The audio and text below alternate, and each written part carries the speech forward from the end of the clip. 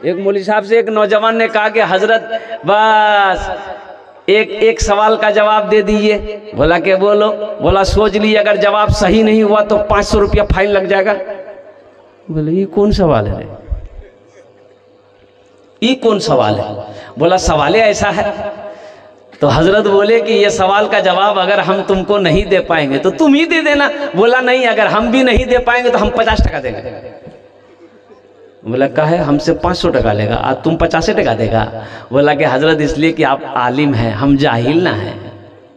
बोला ठीक है, करो क्या सवाल है। तो ये नौजवान बोला कि हजरत बताइए वो कौन ऐसी चिड़िया है जो आसमान में उड़ते हुए अपने पैर को सर पे रख लेती है। तो हजरत ने बहुत गौर किया कि भाई चिड़िया जब भी उड़ती है उसका पैर नीचे रहता है बैलेंस के तौर पर, सर पे नहीं रहता है। 1 घंटा हो गया, हजरत सोचते सोचते परेशान हो गए, पसीना पोछे। हजरत बोले बाबू हमरा नहीं पता। बोला निकाला पंसरिया।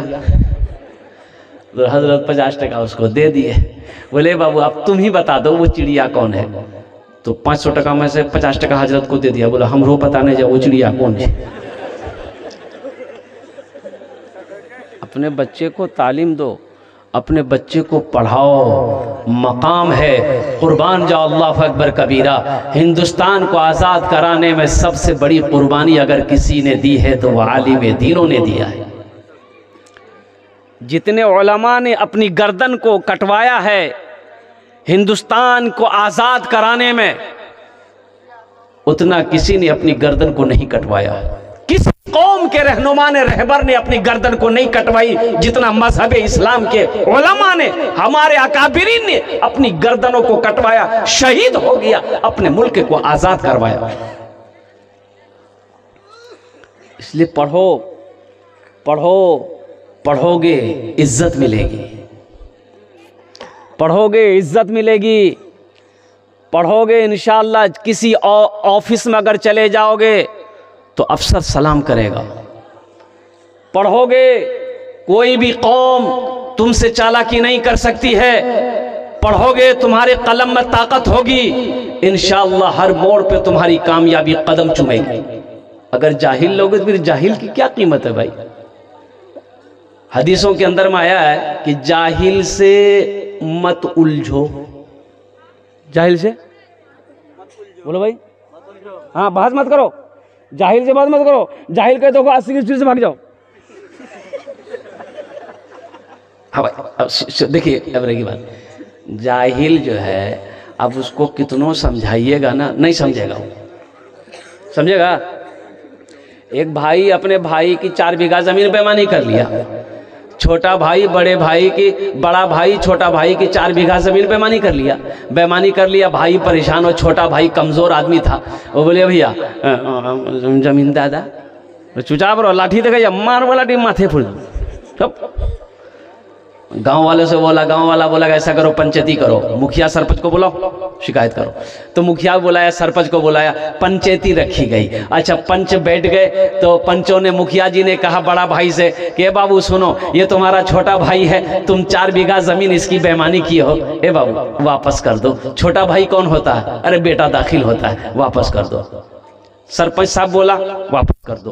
पूरे बस्ती वाला बोला नहीं नहीं बात सही जी, वापस कर दो, बेचारा गरीब आदमी जी, ते बोरो भेजा, 4 बीघा जमीन काहे बेईमानी करोगे, वापस कर दो। सबकी बात को बड़ा भाई सुना, फिर खड़ा हुआ, बोला देखो मुखिया साहब, हम तुरो बात माने छौन, सरपंच साहब तुरो बात माने छौन, बस्ती वाला हम तुरो बात माने छौन, लेकिन हमें जमीन नहीं दी। मन के अरे बोलो ना भाई, माना।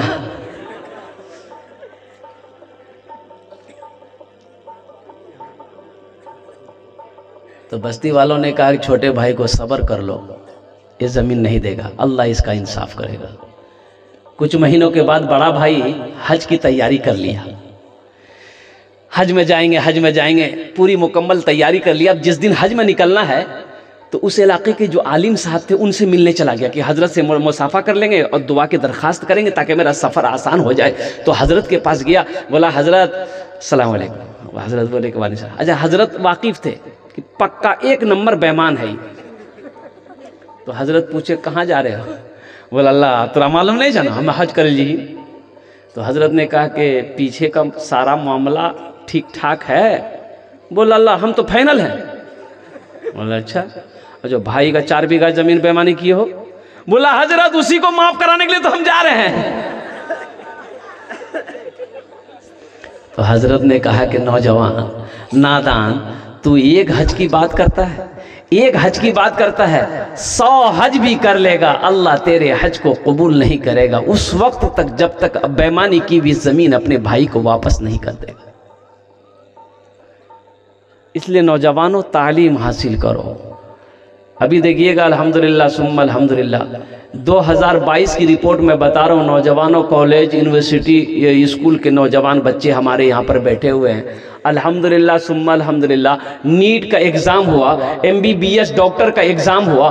पूरे हिंदुस्तान के अंदर में 1800 बच्चे नीट का एग्ज़ाम में मदरसे का बैठा, 1800 बच्चे। वो तमाम के तमाम बच्चे हाफिज़ कुरान थे। क्या थे? हाफिज़ कुरान थे, 1800 बच्चे।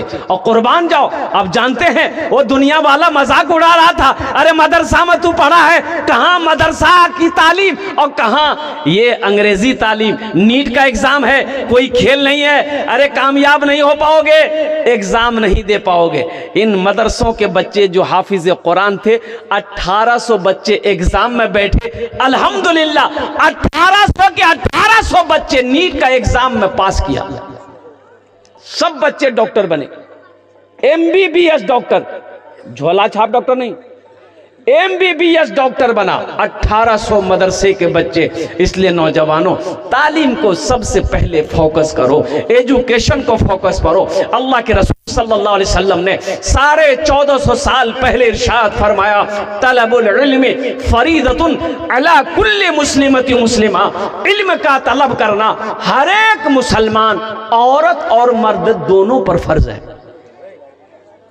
नमाज पढ़ना फर्ज है, बोलो भाई नमाज पढ़ना फर्ज है। रमज़ान का महीना का रोज़ा रखना फ़र्ज़ है भाई, रमज़ान का महीना का रोज़ा रखना फ़र्ज़ है।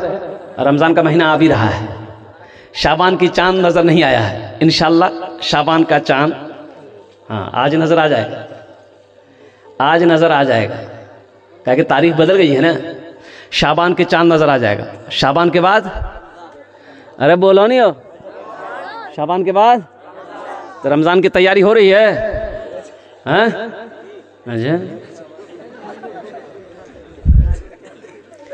अच्छा रोज़ेदारों की क्वालिटी है, रोज़ेदारों का भी क्वालिटी है। एक एक रोज़ेदार ऐसा है रोज़ा नहीं रखेगा, अफ्तारी भी नहीं छोड़ेगा। रोज़ा नहीं रखा, अफ्तारी में सबसे पहले वही बैठेगा।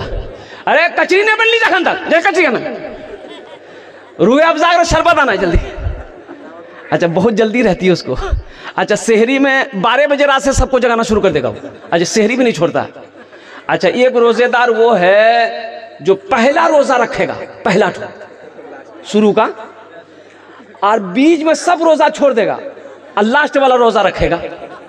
एक आदमी को पकड़े हम कि रे पहला रखा, बीच में सब छोड़ दिया, और लास्ट वाला 30वां रोज़ा रख रहा है, सब बीच में वाला कौन रखेगा?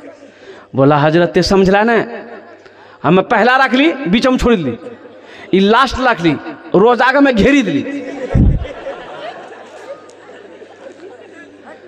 हमने रोज़ा भागा जा रहा था, बोला नहीं आप भागे नहीं सकती रोज़ा, नहीं शुरू में घेर दिए, लास्ट में घेर दिए। हेलो ऐसा रोज़ा रखने से काम चलेगा? अरे बोलो भाई रोज़ा कितना है? बोलो भाई 30 है या 29 है? 29 होगा रोज़ा या 30 होगा? तो 30 रोज़ा रखना होगा ना। अच्छा एक नौजवान वो भी है, ईद बाद बिहा है, रोज़ा का महीना शुरू हो गया। मैं कहिए बेटा बुधवार रोज़ा मत रखिए बेटा, रे ईद बाद तोर भी आज गाल पिचकी तू बेटा। बोलो बात सही की गलत है? बोलो रोज़ा रखने से गाल पिचकता है? है नौजवान, क्या तुम रोज़ा रखने से कमज़ोर हो जाओगे? अरे नहीं नहीं, रोज़ा रखने से कमज़ोर नहीं हो जाओगे। इंशाअल्लाह रोज़ा रखो, अल्लाह तेरे बदन के अंदर में ताकत को पैदा फरमा देगा। रोज़ा रखो, इंशाअल्लाह तुम बीमार हो, अल्लाह तुम्हें सेहत और तंदुरुस्ती अता फरमा देगा। रोज़ा रखो, रोज़े की फजीलत वो है, कुर्बान जाओ। हर अमल का जज़ा अल्लाह फरिश्तों से दिलवाएगा, लेकिन रोज़ा एक ऐसा अमल है, मेरा अल्लाह कहता है मेरा बंदा रोज़ा तुमने मेरे लिए रखा है, इसका इनाम हम अपने हाथों से तुम्हें देंगे। इसका इनाम कौन देगा? अल्लाह अपने हाथों से देगा। अल्लाह अपने हाथों से देगा। मेरा बंदा, ओ फला का बेटा, फला मेरा बंदा, रोज़ा तूने मेरे लिए रखा था, ए मेरा बंदा, ये ले, ये तेरा इनाम है, ये इनाम है, ये इनाम है। एक आदमी रोज़ा नहीं रखता था, लेकिन सहरी खाता था। अब पूरे बस्ती में सबको खाता था, हाँ हम रोज़ा छी, हमार 3टा रोज़ा भए गेली ना,